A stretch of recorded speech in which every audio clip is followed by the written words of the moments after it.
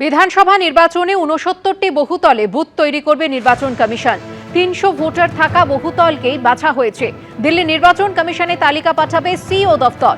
বহুতলে booth তৈরির প্রস্তাবে পিছিয়ে কলকাতা। কলকাতা দক্ষিণে মাত্র ২টি ও কলকাতা উত্তরে মাত্র ৪টি। দক্ষিণ ২৪ পরগনায় সর্বোচ্চ ২৫টি বহুতলে বুথ তৈরির প্রস্তাব দেওয়া হয়েছে।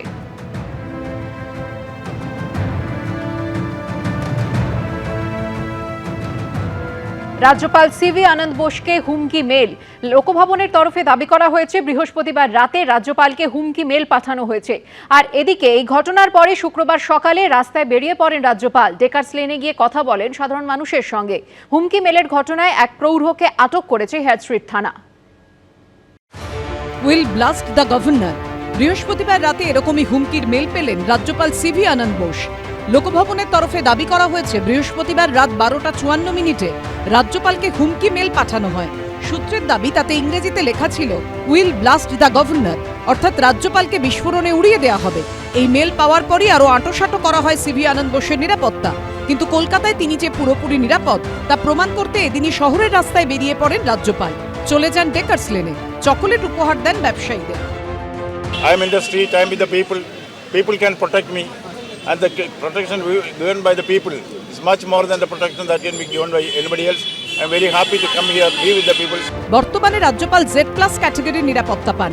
লোকভবন সূত্রে দাবি হুমকি মেল পাওয়ার পর তা স্বরাষ্ট্রমন্ত্রককে জানানো হয়েছে। গভীর রাতে রাজ্যপালের নিরাপত্তার দায়িত্বে থাকা শীর্ষ আধিকারিকদের নিয়ে একটি জরুরি বৈঠকও হয়। রাজ্যপাল যদি কোনো এরকম হুমকি পেয়ে থাকেন অবশ্যই সেটা কনসার্ন জায়গাকে জানিয়ে দিন যে এই নাম্বার থেকেই পেয়েছি। সেটা তারপরে যা যা হওয়ার সাইবার সেল বা যারা দেখেন বা যে কনসার্ন যে সংশ্লিষ্ট কর্তৃপক্ষ যারা আছেন তারা এটা বের করে নেবেন। রাজ্যপাল কিংবা মুখ্যমন্ত্রী কিংবা অন্য কেউ নন, যে কোনো সাধারণ মানুষ, পশ্চিমবঙ্গের সাধারণ প্রান্তিক নাগরিক যদি কোথাও আক্রান্ত হন তার পুরো দায়িত্ব এই রাজ্যের স্বরাষ্ট্র দপ্তর এবং এই রাজ্যের মুখ্যমন্ত্রীর উপরে বর্তায়, এবং সেই দায় থেকে তৃণমূল কংগ্রেস কোনো রকমভাবে দায়িত্ব এড়াতে পারবে না। কারণ এই মুহূর্তে এই রাজ্যে তৃণমূল কংগ্রেস, দুষ্কৃতী, প্রশাসনের একাংশ মিলেমিশে একাকার। রাজ্যপালকে হুমকি মেলের ঘটনায় একজনকে আটক করেছে পুলিশ। সুব্রত দত্ত রায় নামে ৬৮ বছরের এক প্রৌঢ়কে আটক করেছে হেয়ার স্ট্রিট থানা। রুমা পাল, ঐশী মুখোপাধ্যায় ও সুকান্ত মুখোপাধ্যায়, এবিপি আনন্দ।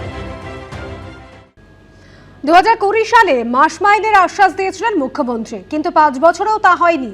এই অভিযোগে হাজরা থেকে মুখ্যমন্ত্রীর বাড়ি পর্যন্ত মিছিলের ডাক দিলেন প্রাণী সম্পদ বিকাশ কর্মী অ্যাসোসিয়েশনের সদস্যরা। কিন্তু ইডির আইপ্যাক অভিযানের প্রতিবাদে তৃণমূলের কর্মসূচির দিনে তার অনুমতি মেলেনি। মিছিল শুরুর আগে জমায়েতকারীদের আটক করে পুলিশ। আইপ্যাকের কর্ণধার প্রতীক জৈনের বাড়ি ও অফিসে ইডির তল্লাশির প্রতিবাদে এদিন পথে নেমেছে তৃণমূল। যাদবপুর 8B বাসস্ট্যান্ড থেকে হাজরা মোড় পর্যন্ত হয়েছে মিছিল। তবে তার আগে এদিন সকালে সেই হাজরাতেই বাঁধল হুলস্থুল। কথা রাখেনি সরকার। এই অভিযোগে মিছিল ও প্রতিবাদ সভা শুরুর আগেই শুরু পুলিশি ধরপাকড়। টেনে হিচড়ে প্রিজন ভ্যানে তোলা হলো জমায়েতকারীদের। এখানে যারা প্রাণী সহায়করা এসেছিলেন জেলার বিভিন্ন জায়গা থেকে, তাদের এখান থেকে আটক করা হচ্ছে এবং তাদেরকে প্রিজন ভ্যানে তোলা হচ্ছে আমরা দেখতে পাচ্ছি।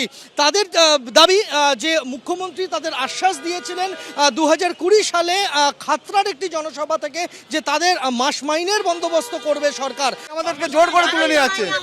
আমাদের কর্মসূচি এক সপ্তাহ আগে থেকে করা ছিল, পারমিশন করা ছিল, তার কোনো সদুত্তর নেই। জোর করে এই পুলিশ, কলকাতা পুলিশ কার আঙিনায় চোখ ইশারায় করছে আমরা জানি না, কিছু জানি না। ইডির আইপ্যাকের অভিযান ঘিরে রাজ্য জুড়ে শোরগোল। প্রতিবাদে এদিন যাদবপুর 8B বাসস্ট্যান্ড থেকে হাজরা পর্যন্ত প্রতিবাদ মিছিল করে তৃণমূল কংগ্রেস। পথে নামেন মমতা বন্দ্যোপাধ্যায়।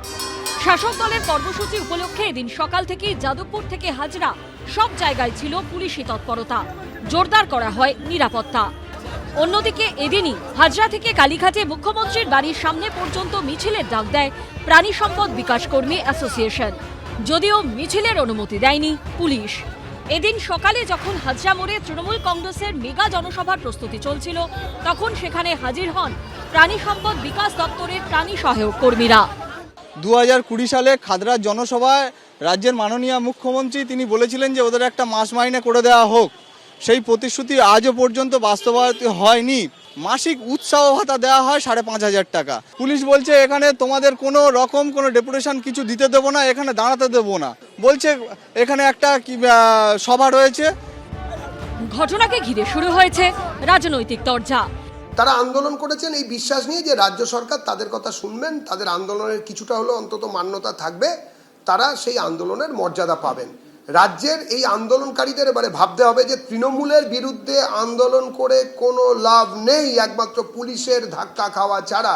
একমাত্র আন্দোলন হচ্ছে তৃণমূলকে সরানোর আন্দোলন। মুখ্যমন্ত্রীর বাড়িটা তো স্পেশাল সিকিউরিটি জোনের মধ্যে পড়ে, এটা খুব স্বাভাবিক। মুখ্যমন্ত্রী Z+ ক্যাটাগরি নিরাপত্তা প্রাপ্ত, স্বাভাবিকভাবেই পুলিশ আটকেছে প্রোটোকল অনুযায়ী।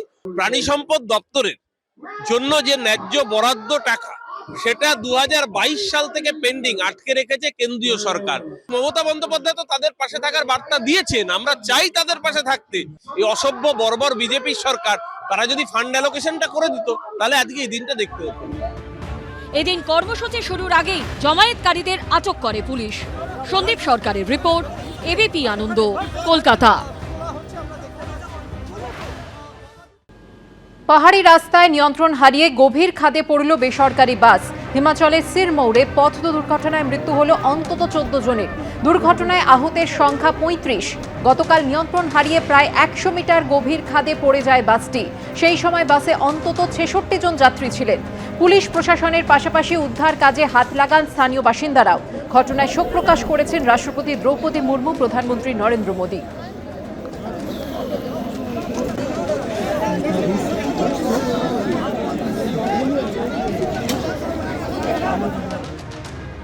নিয়ন্ত্রণ হারিয়ে পরপর 16 জনকে ধাক্কা। জয়পুরের জার্নালিস্ট কলোনিতে অডির ধাক্কায় মৃত্যু একজনের, আহত 15 জন।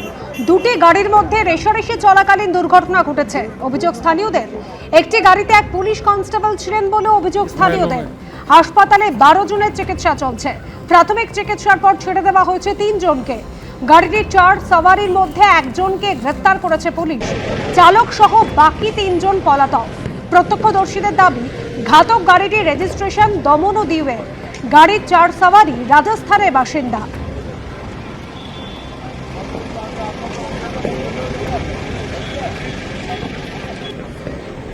এবিপি আনন্দ, এগিয়ে থাকে, এগিয়ে রাখে।